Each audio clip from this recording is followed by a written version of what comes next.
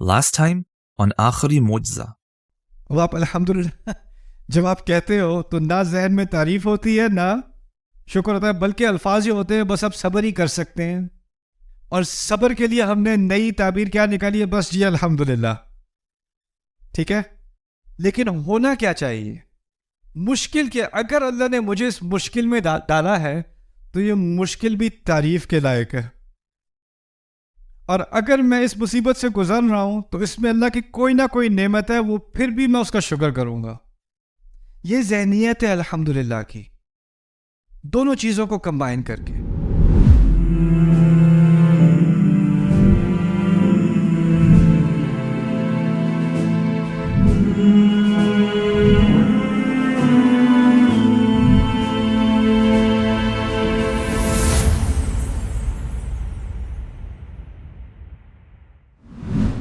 پھر ایک عجیب بلاغت ہے قرآن کی. اگر کہا ہوتا، اگر کوئی کہے الشکر والثناء للہ، اردو میں تو ہم دو لفظوں سے ترجمہ کریں گے نا، کیونکہ ہمارے پاس ایک لفظ ایسا نہیں ہے جو ان دونوں کو جمع کر دے ایک میں. تو ہم اردو میں ترجمہ کریں گے شکر اور ثنا اللہ کی ہے یا اللہ کے لیے ہے. اگر ہم عربی میں کہیں الشکر والثناء للہ، جس طرح ہم اردو میں دو لفظ استعمال کر رہے ہیں اسی طرح اگر ہم عربی میں بھی دو لفظ استعمال کر لیں تو کیا فرق پڑے گا؟ بات تو پھر بھی ایک ہی ہو گئی نا.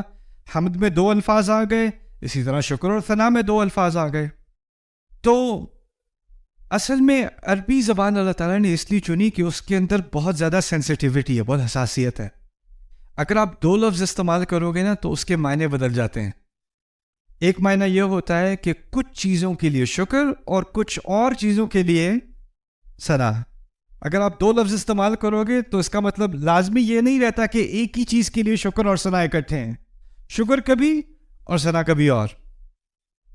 جیسے آپ کہیں یہ سائیکل اور یہ گاڑی میرے استعمال میں ہے، اگر آپ دونوں کو کہیں اس کا مطلب یہ بھی ہو سکتا ہے کہ کبھی کبھی سائیکل اور کبھی کبھی گاڑی، اکٹھی نہیں، اکٹھی بہت مشکل ہو جائے گی.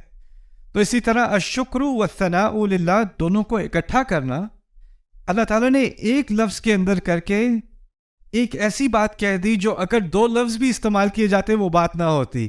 اب یہ دونوں اکٹھے چل رہے ہیں. بات سمجھ آ گئی؟ تو یہ پہلا فرق ہے الحمدللہ اور الشکر للہ اور الثناء للہ کے درمیان. ایک اور بات پھر میں آپ کو آپ کی پہلی بریک دیتا ہوں. آپ انٹروڈکشن کافی لمبا تھا، یہ چیز مجھے عادت ڈالنی پڑے گی پاکستانی انٹروڈکشنز کی. میں دنیا میں کہیں بھی جاتا ہوں انٹروڈکشنز نہیں ہوتے، یہاں ہوتے ہیں. ایک یونیورسٹی میں یہاں پہ گیا تھا، وہاں پہ 6 انٹروڈکشنز تھے. انٹروڈکشن کرنے والے نے اگلے انٹروڈکشن کرنے والے کا انٹروڈکشن کیا، پھر انہوں نے اس اگلے وہ ایک پوری ایک جس طرح حدیث میں روایت ہوتی ہے نا، عن کذا و کذا و کذا. اور میں سمجھا تیسرے والے کے بعد میری باری آنے والی ہے، تو وہ کہتے ہیں اب کسی مزید تاخیر کے بغیر ہم دعوت دیتے ہیں فلانے فلانے. and I was like, oh, okay. میں پھر بیٹھ جاؤں.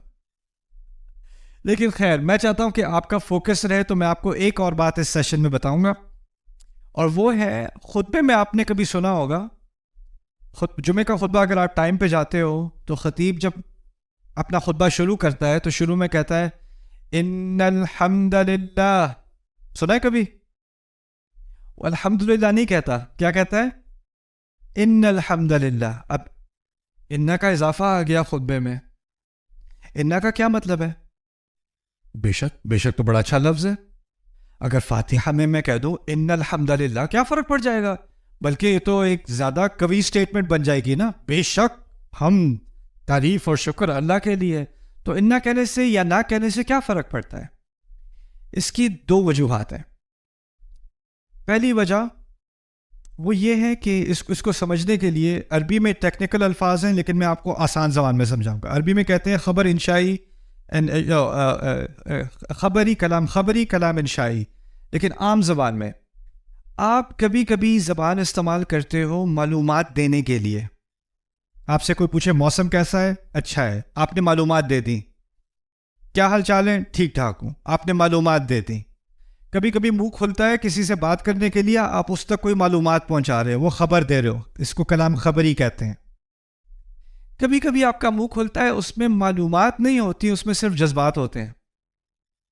میں آپ کو مثال دیتا ہوں. فرض کریں آپ نے یہاں پر آپ کی سیٹ ہے، بریک ہوئی، آپ بریک میں چلے گئے اور آپ کو پتا ہے کہ کوئی آپ کی سیٹ میں بیٹھنے والا تھا، تو بریک کے فوراً بعد آپ بھاگ کے واپس آئے اور اپنی سیٹ میں واپس آ کے بیٹھ گئے. ابھی کوئی بھی نہیں بیٹھا، آپ کو چین آ گیا کہ آپ اپنی سیٹ پہ واپس آ کے بیٹھ گئے. بیٹھتے ساتھ ہی کہا الحمدللہ. کچھ سننے والا تو تھا نہیں، آپ نے کسی کو سکھایا نہیں الحمدللہ، آپ نے اپنی دل کی آواز کہی ہے نا، اپنے جذبات کا اظہار کیا ہے. اسی طرح اگر ہم کہیں میں کال کر کے تھک گیا ہوں، کال اٹھا ہی نہیں رہے، کہاں غائب ہو گئے، کہاں غائب ہو گئے، پھر ٹیکسٹ میسج آ گیا سروس خراب ہے، میں ٹھیک ہوں. جب ٹیکسٹ میسج آ گیا تو کیا کہتا ہے انسان؟ الحمدللہ. کوئی ہو نہ ہو الحمدللہ. ابھی میں آپ کو سکھا رہا ہوں الحمدللہ کے بارے میں، کچھ بات کر رہا ہوں، تو ابھی میں معلومات پیش کر رہا ہوں. سیشن ختم ہو جائے، سیشن صحیح جائے، وہاں بیٹھ کے میں کہوں گا الحمدللہ، وہ میرے جذبات کا اظہار ہے نہیں. تو یہ بات واضح ہو گئی. کبھی کبھی ہم بات کرتے ہیں معلومات کے لیے، معلومات دینے کے لیے، کبھی کبھی ہم بات کرتے ہیں اپنے جذبات کا اظہار کرنے کے لیے. عربی کا ایک قاعدہ ہے کہ اگر آپ انا استعمال کرو گے نا تو وہ صرف معلومات کے لیے ہو سکتا ہے، جذبات کے لیے نہیں. انا کا مقصد ہے خبری کلام. انا اگر میں استعمال کروں گا تو میں کسی اور کو کوئی بات سمجھانے لگا ہوں، کسی اور کے لیے میں نے یہ لفظ استعمال کیا ہے، اپنے لیے نہیں. اگر میں انا استعمال نہ کروں تو ہو سکتا ہے کہ وہ کلام، وہ بات معلومات کے لیے ہو، اور یہ بھی ہو سکتا ہے کہ وہ جذبات کے لیے ہو. اس میں دونوں پاسبلٹیز رہ جاتی ہیں. اب فاتحہ میں کبھی کبھی آپ فاتحہ پڑھیں گے کسی کو دعوت دینے کے لیے. آپ اندازہ کرو قریش کے زمانے میں کوئی فاتحہ پڑھ رہا ہو، کوئی صحابی فاتحہ پڑھ رہے ہوں اور کوئی مشرک پاس سے گزرے، اس کو معلومات ملی نا. لیکن ہو سکتا ہے اسی وقت جو صحابی وہ فاتحہ پڑھ رہے ہیں وہ اپنے دل سے پڑھ رہے ہیں، اپنے لیے پڑھ رہے ہیں، یعنی اس کے دونوں اثرات باقی رہ گئے انا نکالنے کی وجہ سے. یہ بات سمجھ میں آ گئی؟ پھر خطیب کیوں کہتا ہے ان الحمدللہ؟ اس کی کیا توق بنتی ہے؟ کیونکہ خطیب کا اصل مسئلہ اپنے سے بات کرنا ہے کہ آپ سے بات کرنا ہے. آپ کو معلومات پہنچانی ہے، آپ کو یاد دہانی کرانی ہے، تو انا کا لفظ وہاں اس کی سینس بنتی ہے. پھر دوسری چیز عربی کے قواعد کی بنیاد، یہ ذرا گہری بات ہے، اس کو ذرا غور سے سمجھ لینا. عربی میں 3 طرح کی آڈینس ہوتی ہے، 3 طرح کے سننے والے. بلاغت میں ہم پڑھتے ہیں 3 طرح کے سننے والے ہوتے ہیں. ایک سننے والا وہ ہے جس کو آپ کی بات سے کوئی انکار نہیں ہے، وہ آپ کا نہ مخالف ہے نہ حامی ہے، کوئی انکار نہیں، نیوٹرل ہے. ٹھیک ہے. ایک ایسا شخص ہے جس کو آپ کی بات پہ لگتا ہے شک ہوگا، اس کو پوری طرح اعتماد نہیں ہے آپ کی بات پہ. اگر کوئی کہے نعمان علی خان آ گئے؟ ہاں آ گئے. واقعی؟ وہ جو واقعی ہے نا، وہ کیا ہے؟ اس کو آپ کی بات پہ یقین نہیں ہے. تیسرا ہے جو آپ کی بات سے اختلاف کرتا ہے. 3 طرح کی آڈینس ہے: اتفاق کرنے والا، شک کرنے والا، اور انکار کرنے والا. 3. عربی میں جب آپ بات میں زور ڈالتے ہو نا انا کے ذریعے، اور بھی الفاظ ہیں، جب آپ ایک زور ڈالتے ہو نا تو اس کا مقصد ہوتا ہے کسی ایسے شخص سے بات کرنا جس کے دل میں شک ہو. جس کے دل میں شک ہو، اس کے شک کو ہٹانے کے لیے آپ کو تھوڑی بات میں زور ڈالنا پڑتا ہے، اور اس کے لیے کئی الفاظ ہیں. ان میں سے ایک بہت عام استعمال کیے جانے والا لفظ ہے انا. اگر آپ انا استعمال نہیں کرو گے تو کیا بات سامنے آتی ہے؟ جس سے آپ بات کر رہے ہو وہ آپ کی بات سے متفق ہے، اس کو آپ کی بات میں نہ کوئی انکار ہے نہ کوئی شک ہے. فاتحہ میں انا نہ استعمال کرنے سے اللہ تعالیٰ نے یہ درس بھی سکھا دیا کہ یہ بات، یہ حقیقت الحمدللہ، یہ ہر انسان کی روح کے اندر، اس کی روح کو اس سے اتفاق ہے. چاہے وہ باہر سے ہندو ہو، باہر سے عیسائی ہو، باہر سے ایتھیسٹ ہو، باہر سے جاہل ہو، جو بھی ہو، اندر سے حقیقت یہ کہ اس کو اتفاق ہے. اس کی فطرت سے بات کی جا رہی ہے، اسی لیے اس کو صورت الفطرہ بھی کہا گیا ہے. یہ فطرت کی صورت ہے، انسان کی نیچر میں اس نتیجے کو قبول کرنا ہے. اور اس لیے وہاں انا کے ڈالنے سے اس کے اثر پر کمی آ جاتی. کبھی کبھی ہم سمجھتے ہیں زیادہ الفاظ استعمال کرو گے تو زیادہ اثر ہوگا. نہیں نہیں نہیں, کبھی کبھی کم الفاظ استعمال کرنے سے اثر بڑھ جاتا ہے. تو یہاں انا والی بات سمجھ میں آ گئی. میں یہ بس ایک ایکسپیریمنٹ ہے ابھی. اللہ تعالیٰ کی تعریف اور اللہ کے شکر کی جو تعبیر قرآن نے استعمال کی الحمدللہ, وہ کتنے اور طریقے سے ہم کہہ سکتے تھے, اور اگر ان میں سے کوئی اور طریقہ ہم استعمال کریں تو کیا فرق پڑتا ہے؟ اگر ہم کہتے ہیں قرآن اتنا پرفیکٹ ہے, اس میں کوئی لفظ اپنی جگہ سے بدل نہیں سکتا, تو چلو یہ ایکسپیریمنٹ کرتے ہیں, تھوڑے تھوڑے بدل کے دیکھتے ہیں کیا فرق پڑ جاتا ہے. ایک اور ابھی لگتا ہے آپ اتنا نہیں سوئے ابھی, تو میں ایک اور آپ کے سامنے رکھ دوں. عید کی نماز جب ہم جاتے ہیں تو کیا پڑھتے ہیں؟ رستے میں تکبیرات پڑھتے ہیں, اللہ اکبر لا الہ الا اللہ واللہ اکبر وللہ الحمد. الحمدللہ نہیں کہتے, وللہ الحمد کہتے. یعنی اس جملے کو ہم نے الٹ دیا. عام طور پہ الحمد پہلے, للہ بعد میں, لیکن یہاں پر للہ پہلے اور حمد بعد میں. یہ فلپ کر دیا ہم نے. یہ کیوں؟ اور قرآن میں 6 مرتبہ غالباً الحمدللہ کا لفظ استعمال ہوا ہے, لیکن ایک مرتبہ للہ الحمد بھی استعمال ہوا ہے سورۃ الجاثیہ میں. فللہ الحمد رب السماوات ورب الارض رب العالمین وله الکبریاء فی السماوات والارض وهو العزیز الحکیم. للہ الحمد بھی استعمال ہوا ہے. تو عربی میں حمد کے 2 طریقے قرآن میں پائے جاتے ہیں, للہ الحمد اور الحمدللہ. فرق کیا ہوا؟ اصل میں قرآن میں کبھی کبھی اس ترتیب کے بدلنے سے معنی میں فرق آ جاتا ہے, اور اس ترتیب کے بدلنے سے بھی ایک فرق جو آتا ہے وہ ہے صرف کا اضافہ. للہ الحمد کا ترجمہ ہوگا حمد صرف اللہ کے لیے. الحمدللہ کا معنی ہوگا حمد اللہ کے لیے. لیکن للہ الحمد, حمد صرف اللہ کے لیے. پھر یہی بات سامنے آتی ہے, صرف کہنے سے بات میں زیادہ قوت آتی ہے. تو فاتحہ میں اگر للہ الحمد کہا ہوتا اور شروع سے یہ بات سکھا دی گئی ہوتی کہ حمد صرف اور صرف اللہ کے لیے, تو وہاں صرف کا لفظ استعمال کیوں نہیں کیا؟ الحمدللہ کیوں کہہ دیا؟ اس کو سمجھنے کے لیے پہلے جاثیہ کی طرف, میں نے کہا تھا سورۃ الجاثیہ میں للہ الحمد ہے نا.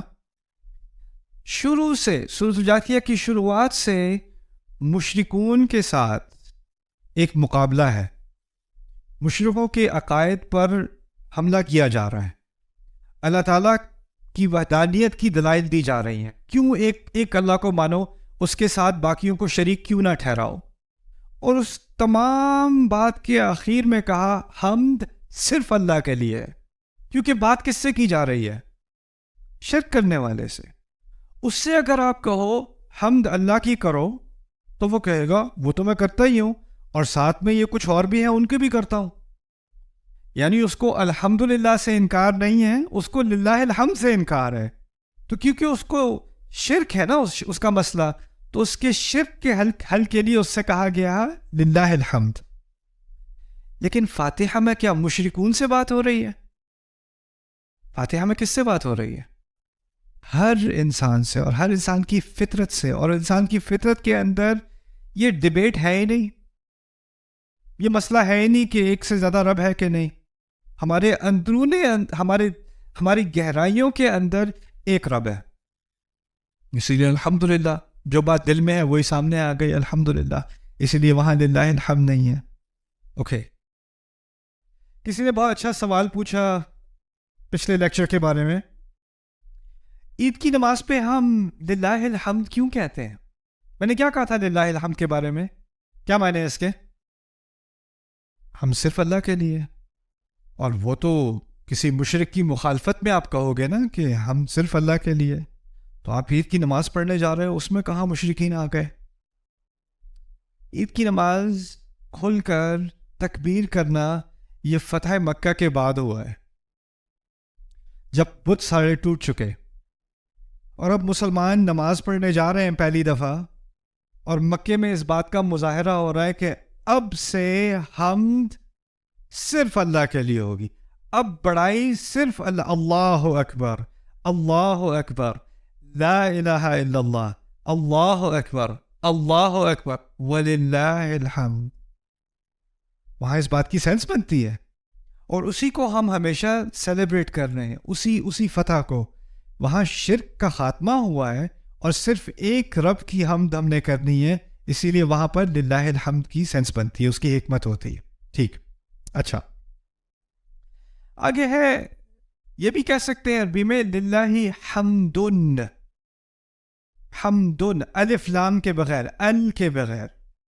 اگر آپ للہ حمدن کہیں گے تو اس کا معنی یہ ہوگا کچھ حمد اللہ کے لیے. وہ تو آپ کو ویسے ہی واضح ہو جائے گا کیوں مناسب نہیں ہے. ال استقراق بھی کہتے ہیں اسے. ال سے کیا بنتا ہے؟ تمام حمد اللہ تعالیٰ کے لیے. اور یہ قرآن کا فلسفہ ہے، تمام حمد اللہ تعالیٰ کے لیے.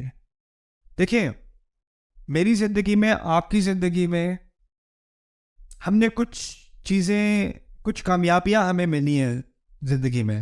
آپ کالج یونیورسٹی سے گریجویٹ ہوئے ہو، آپ کو کوئی جاب ملی ہے، آپ کو کوئی بزنس سکسیزفل ہوا ہے.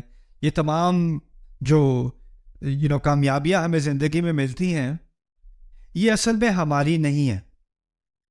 اصل میں یہ میری کامیابی نہیں ہے. میرے ہاتھ میں صرف کوشش ہے. اور یہ ساری کامیابیاں، ان کو آپ نتیجہ کہہ لیں، نتیجہ میرے ذمہ ہے ہی نہیں. میرے ہاتھ میں صرف اللہ نے کوشش دی ہے، اور اس نے اپنے ہاتھ میں ہمیشہ کیا رکھا ہے؟ نتیجہ. اب دنیا کی نظر میں اگر کوئی مشہور ہو گیا تو مشہوری بھی ایک طرح کی کامیابی سمجھی جاتی ہے. تو کہتے ہیں ماشاءاللہ آپ تو بڑے مشہور ہو گئے، آپ تو بڑے یہ ہو گئے. مشہوری اس سے نہیں آئی. مشہوری کہاں سے آئی تھی؟ اللہ سے آئی تھی. آپ کا بزنس تو بڑا چل گیا، انویسٹمنٹ اس نے کی ہے، محنت اس نے کی ہے، لیکن جو بزنس چلا ہے نا، وہ کس نے چلایا ہے؟ وہ اللہ نے چلایا ہے. تو ہم کہتے ہیں نا تمام حمد اللہ کے لیے. وہ کیا ہے کہ کوشش تو میں نے کی ہے، لیکن اللہ کی قدر میں مجھ سے کئی زیادہ کوشش کرنے والے ہیں جس کو اللہ نے نتیجہ نہیں دیا. مجھ سے کہیں زیادہ ذہین ہے، مجھ سے کہیں زیادہ عقل مند ہے، جن کو اللہ نے یہ موقع نہیں دیا، جن کے لیے دروازے نہیں کھولے. اور یہ میرے لیے اس لیے نہیں کھولے کہ میں زیادہ مستحق ہوں. کبھی اللہ امتحان لیتا ہے زیادہ دینے سے، کبھی اللہ امتحان لیتا ہے کم دینے سے.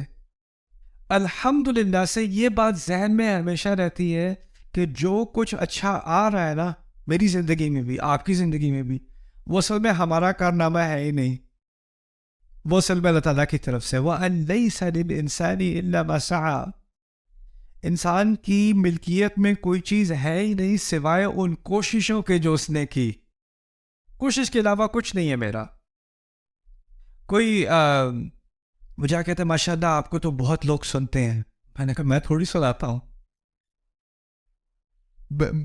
جو میں بول رہا ہوں وہ میری کوشش ہے. جو اللہ تعالیٰ کسی کے دل میں ڈال رہا ہے کہ اس کی بات سن لو، وہ میری طرف سے تھوڑی آیا ہے، وہ تو اللہ تعالیٰ کی طرف سے آیا ہے. اور وہی بات کوئی سنے اور کہے اس سے میری زندگی بدل گئی، اور وہی بات کوئی اور سنے اور کہے یہ کیا بکواس کر رہا ہے، یہ کیا بورنگ بات کر رہا ہے، میں اپنا ٹائم برباد نہیں کر رہا یہاں پہ. یہی ہوتا ہے نا. کسی کے کان میں اللہ تعالیٰ نے کن فیکون ڈال دیا ہے، کسی کے کان میں نہیں ڈالا. اس کا مجھ سے کوئی تعلق ہے ہی نہیں. یہ بھی الحمدللہ کا ایک نتیجہ ہے. اچھا آگے چلتے ہیں للہ الحمد سے. ہاں یہ ایک اہم لیسن ہے اس کا. عربی گرامر کو مجھے اردو میں کچھ سمجھانا پڑے گا. اسم اور فعل کا فرق. اردو میں آپ نے سیکھا ہوگا فعل ماضی، فعل حال، فعل مستقبل. ایک زمانے میں سیکھا ہوگا جب جیل میں تھے، اسکول میں تھے. اچھا فعل حال، فعل ماضی، فعل حال، فعل مستقبل. اسم کا کوئی صیغہ نہیں ہوتا ہے. اس میں حال، اس میں ماضی، اس میں مستقبل. اسم کا کوئی ٹینس نہیں ہوتا، نہ وہ ماضی میں ہوتا ہے، نہ حال میں ہوتا ہے، نہ مستقبل میں ہوتا ہے. جیسے یہ میز ہے، میز کا نہ ماضی ہے، نہ حال ہے، نہ مستقبل ہے. اس کا کوئی، لیکن میں کہوں کھایا، بیٹھا، پڑھا، تو پڑھنے کا ایک ماضی ہے میں نے کل پڑھا، یا میں ابھی پڑھ رہا ہوں، یا میں کل پڑھوں گا. یعنی افعال کا یا تو ماضی ہوتا ہے، یا حال ہوتا ہے، یا مستقبل ہوتا ہے. اگر میں کہوں میں اللہ کی حمد کرتا ہوں، میں اللہ کی حمد کرتا ہوں، میں نے فعل استعمال کیا کہ نہیں؟ فعل استعمال کیا نا. تو اگر کہا ہوتا احمد اللہ، میں اللہ کی حمد کرتا ہوں، بات تو پھر بھی ٹھیک ہوتی. احمد اللہ رب العالمین الرحمن الرحیم مالک یوم الدین، ایسے ہو جاتی بات. یا ہم کہتے نحمد اللہ، جیسے خطیب کہتا ہے شروع میں، آپ کے سونے سے پہلے آپ نے سنا ہوگا ان الحمد للہ نحمدہ ونستعینہ، سنا ہے کبھی؟ نحمدہ، ہم اس کی حمد کرتے ہیں، عربی میں کہتے ہیں ہم اس کی حمد کرتے ہیں. تو یہ فعل کا استعمال ہے. قرآن نے کیا کہا ہے؟ حمد اللہ تعالیٰ کی ہے. جیسے میں کہوں یہ میز اس ادارے کی ہے، تو حمد کا لفظ جو قرآن نے استعمال کیا ہے وہ فعل استعمال کیا ہے یا اسم استعمال کیا ہے؟ اسم استعمال کیا ہے. تو اسم استعمال کرنے میں اور فعل استعمال کرنے میں کیا فرق پڑ جاتا ہے، یہ بات سمجھ لیں. پہلی بات میں نے کہی تھی فعل تو 3 طرح کے ہوتے ہیں، یا تو ماضی میں، یا حال میں، یا مستقبل میں. فرض کرو میں کہوں میں حمد کرتا ہوں، پہلی بات یہ کہ کس سیدھے میں بات ہو رہی ہے، ماضی، حال اور مستقبل. کس میں بات کی میں نے؟ حال میں. یعنی میں نے اس بات کی کوئی ضمانت دی کہ میں ماضی میں بھی کر رہا تھا، اور نہ میں نے اس بات کا ذکر کیا کہ میں مستقبل میں کروں گا، نہ وہ میرے بس کی بات ہے. اور اگر آپ ماضی میں پیچھے جاتے جاؤ تو ایک وقت تھا جب میں کچھ تھا ہی نہیں، لیکن حمد پھر بھی تھی. اور ایک وقت مستقبل میں آنے والا ہے جب میں کچھ ہوں گا ہی نہیں، لیکن حمد پھر بھی ہوگی. تو اس بات کی ضرورت ہے کہ حمد ایسی ہو جو نہ ماضی میں پھنسی ہو، نہ حال میں، اور نہ مستقبل میں. اور اگر آپ نے کوئی ایسا لفظ استعمال کرنا ہے جو وقت کی قید میں پھنسا ہوا نہ ہو تو وہ فعل تو ہو نہیں سکتا، وہ کیا ہونا ہے؟ الحمدللہ. یعنی اس میں اب وقت کی قید نہیں رہی. دوسری بات، جب فعل ہوتا ہے نا کوئی کام، تو اس کا فاعل بھی ہوتا ہے، کرنے والا. میں نے کہا تھا میں حمد کرتا ہوں، کرنے والا کون ہوا؟ میں. اگر میں کہوں ہم حمد کرتے ہیں تو کرنے والے کون ہوئے؟ ہم. اگر میں کہوں تمام مخلوق یا تمام کائنات حمد کرتی ہے تو کرنے والے کون ہوئی؟ تمام کائنات. لیکن جب میں کہوں حمد اللہ کے لیے ہے، جیسے قرآن نے کہا ہے الحمدللہ، حمد اللہ کے لیے ہے، کسی کرنے والے کا ذکر ہے؟ نہ.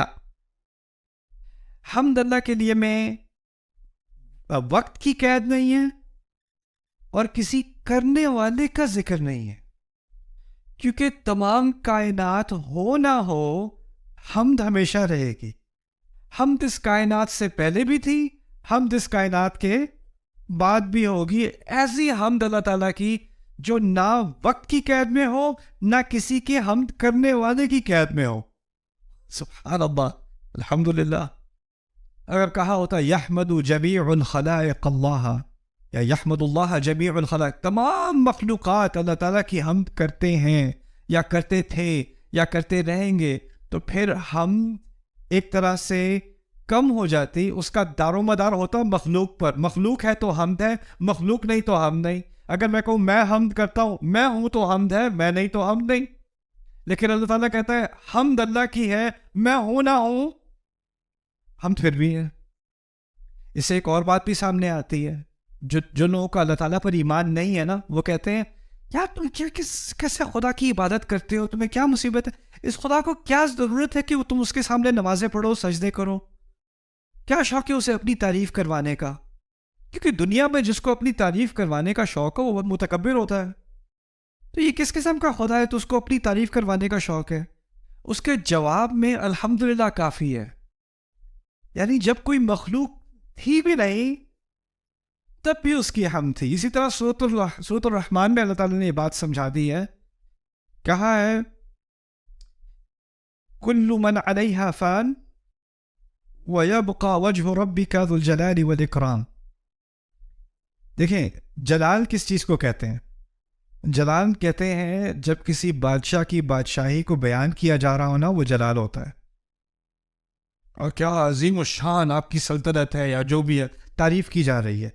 جلال آج کل کیا ہوگا, کوئی چیمپئن شپ جیت جائے, کوئی میچ جیت جائے, جو فینس کر رہے ہوتے ہیں نا وہ تجلیل کر رہے تھے, وہ جلال دکھا رہے ہوتے ہیں اس کا. اگر کوئی اکیلا ایک آئی لینڈ میں بندہ یا ایک میدان میں کوئی بڑا کارنامہ کر لے, کوئی ارد گرد کوئی تعریف کرنے والا نہیں ہو, تو اس کی جلال ہوئی یا نہیں ہوئی؟ جلال کرنے کے لیے آپ کو, جلال ہونے کے لیے آپ کو جلال کرنے والے چاہیے, کوئی تعریف کرنے والا چاہیے, تب تعریف ہوگی نا. اللہ تعالیٰ فرما رہے ہیں تمام چیزیں ختم ہو جائیں گی اس دنیا میں, جب کل من علیہا فان, تمام فانی ہو جائیں گے, ختم ہو جائیں گے, لیکن تیرے رب کا چہرہ ذوالجلال, جلال والا باقی رہے گا. جلال کرنے والے, کوئی تعریف کرنے والے ہو نہ ہو, وہ باقی رہے گا. یہ ہے الحمدللہ. اچھا آگے. We hope that you enjoyed this episode. Subscribe now to the Bayyinah YouTube channel to watch the rest of this series and more great content from Ustad Nu'man Ali Khan.